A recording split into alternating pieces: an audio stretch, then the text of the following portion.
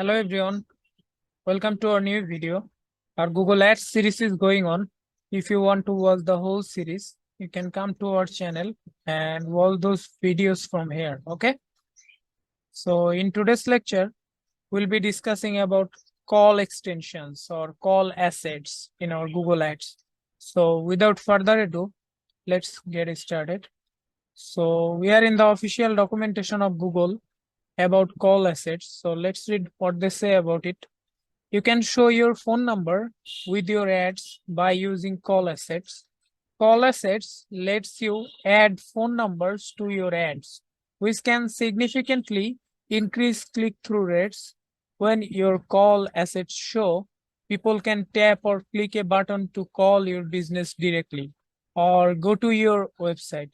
That means more customer engagement with your ads and more chances to get and track valuable conversions.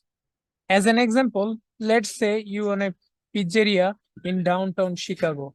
So you add a call asset to your campaign promoting deep dish pizzas. If a visitor to the Windy City searches for Chicago pizza on their phone and one of your ads is triggered, this visitor can click through to your website to read your menu or tap the call button on your ad to go straight to your ordering line. Okay. So before we begin, call assets are the easiest way to add phone numbers to existing ads. If you attempt to include a phone number elsewhere in your ad text, it may lead to the disapproval of your ad. Okay. So let's see how it works. Here are key points to know about call assets. Phone or website. When your call assets appear with your ad, people have access to your number. If their device can make calls, a clickable call button is attached. People can also click on your ad to go to your website. Business hours. You can set numbers to appear only when your business can accept calls. A call is a click. These clicks on your number cost the same as headline clicks, a standard CPC.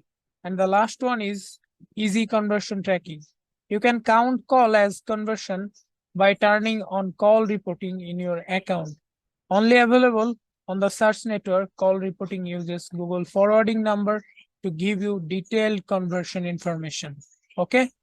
And they have given us some instruction about setting up call extension or call assets. Okay. So I will share this doc file with you in the description box so that you can study further about call assets. Okay.